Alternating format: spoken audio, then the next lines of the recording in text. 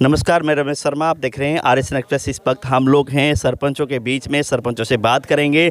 लगभग 40 दिन के करीब हो गए हैं सरपंच अपनी मांगों को लिए अड़े हुए हैं।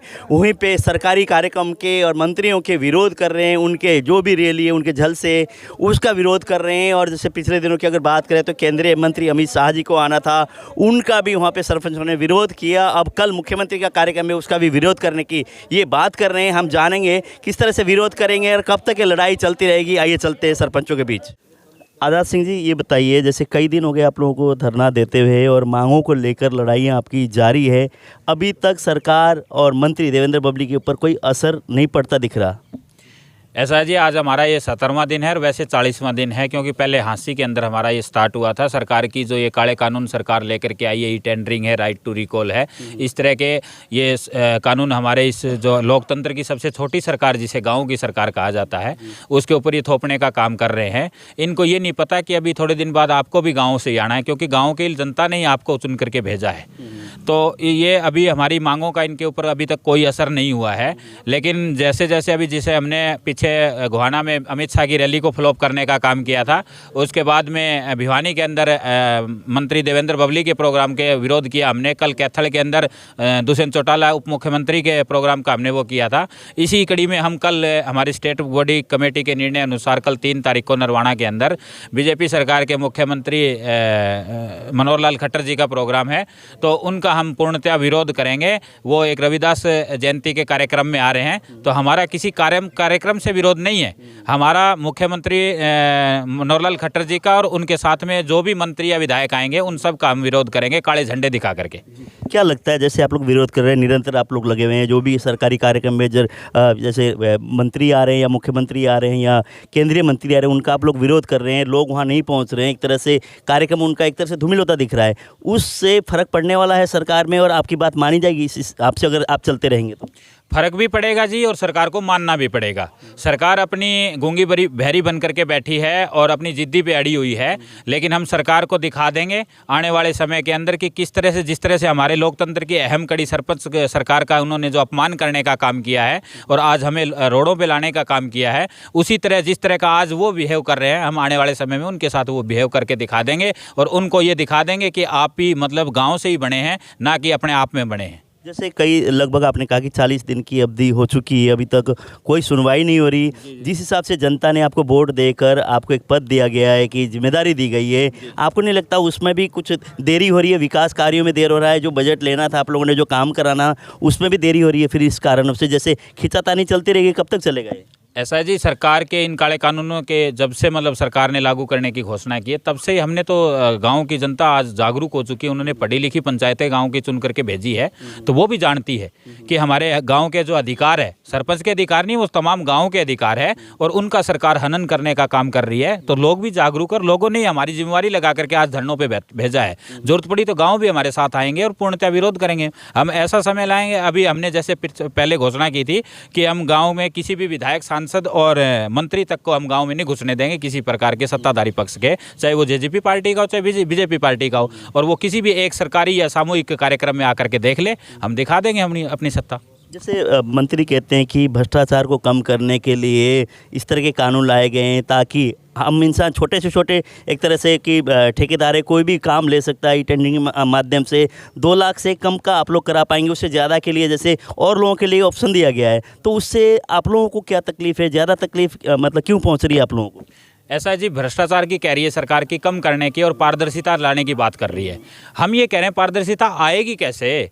क्योंकि एक बात बताइए, जब 2 लाख का काम है उसके अंदर 18% जीएसटी 36,000 रुपये वो कम होकर 1,64,000 रुपये बचे।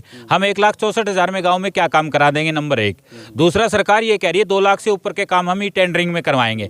एग्जाम्पल के लिए मैं 5 लाख का काम आपको बता दूं कि कोई भी ई टेंडर के अंदर हुआ है 5 लाख का काम, उसमें 10-20% तो माइनस में वैसे ही लेता है ठेकेदार।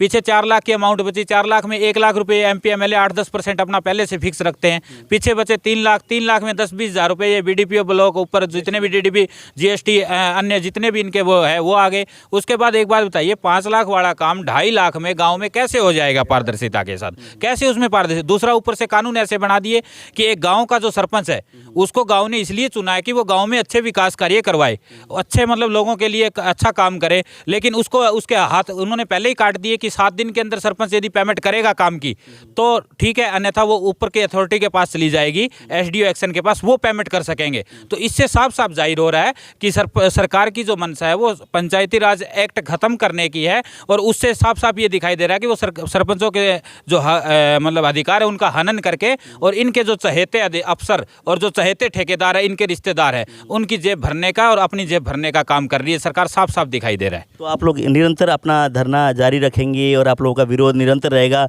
जब तक सरकार आपकी बातें नहीं मानेगी?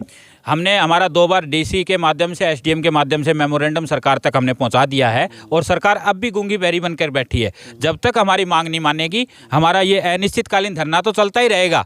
इसमें हमारे स्टेट बॉडी की अभी जैसे 4 तारीख को मीटिंग होनी है, उस मीटिंग के अनुसार हमारे को जैसे जैसे नए नए इसमें आदेश मिलते रहेंगे, उसके तहत हम इस आंदोलन को आगे, और जरूरत पड़ी तो हम सरकार से ईंट बजाने का काम भी करेंगे। भगवान दास जी, जैसे पहले भी आपसे बात हुई, आपने कहा कि अगर देवेंद्र बबली में दम है तो हमारी इस पंचायत में आके देख लें, तो वो अपनी बातों पे अभी भी अड़े हुए हैं। उन्होंने तो जो कह दिया और आप लोग अपनी बातों में अड़े हुए हैं, तो ये कहाँ जाके मामला शांत होगा?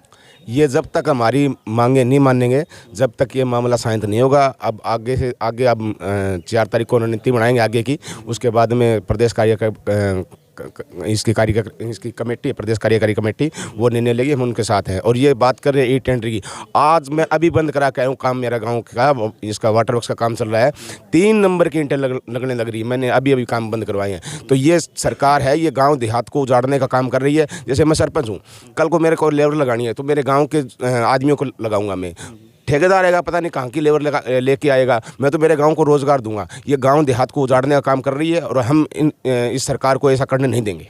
तो जैसे कि विरोध आप लोग कर रहे हैं निरंतर, और कल भी आप लोग विरोध करेंगे, पिछला भी आप लोगों ने कहा अमित शाह जी का प्रोग्राम फेल कर दिया हमने, आप लोग श्रेय लेने का काम कर रहे हैं कि हाँ सरपंचों ने जो भूमिका निभाई और इस वजह से उनका कार्यक्रम, उनका आना वहाँ पे कैंसिल हुआ। तो क्या लगता है कल के कार्यक्रम में क्या होने वाला है? कल के कार्यक्रम में हम सीएम साहब का विरोध करेंगे, फुल जोरदार तरीके से उनका, सीएम साहब का और सरकार का विरोध कर रहे हैं।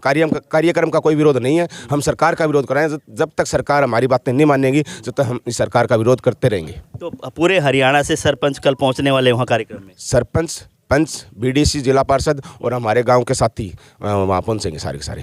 तो लोगों को इकट्ठे करने की जरूरत नहीं है, अगर पूरे हरियाणा सरपंच इकट्ठे हो जाएंगे तो वहाँ पे तो वैसे भीड़ इकट्ठी हो जाएगी। बिल्कुल हो जाएगी। हम 4 टोल हैं नरवाना के आसपास के, जो नरवाना के अंदर आते हैं, वो चारों टोल को हम जाम करेंगे। तो मुख्यमंत्री सुन क्यों नहीं रहे? जैसे कि मंत्री जी ने तो नहीं सुना, उसके बाद आप लोगों ने कि मुख्यमंत्री तक अपने गुहार लगा दी, क्या मानते हैं मुख्यमंत्री भी इस बात को, आप लोगों की बात पर गौर क्यों नहीं कर रहे? ये अपने बीजेपी सरकार के और जेजेपी सरकार के जो मंत्री हैं और हैं, ये अपने निजी ठेकेदारों के पेट भरना चाहती है, और सरपंच इनको करने नहीं देंगे। हम गांव देहात बचाने की लड़ाई लड़ रहे हैं, और हमारे गांव को उजड़ने नहीं देंगे हम। जी, जैसे आगे आप लोगों की हरियाणा लेवल पे एक तरह से 4 तारीख को आपने कहा कि मीटिंग होनी है, उस मीटिंग में क्या निर्णय होगा, किस तरह का आप लोग एजेंडा बना के आगे की लड़ाई लड़ने वाले हैं? आगे की लड़ाई जो स्टेट बॉडी है वो उस पर निर्धारित है कि वो क्या फैसला ले। यदि कुछ अच्छा बड़ा फैसला लेगी तो हम साथ में हैं। मैं बीडीसी मेंबर हूं और 17 दिन से भी सरपंचों के साथ में हूं। कोई काम गांव में चल नहीं रहा, काम सभी बंद है। नुकसान किसका है? गांव वालों का है, हमारा है। ये सरकार मान नहीं रही।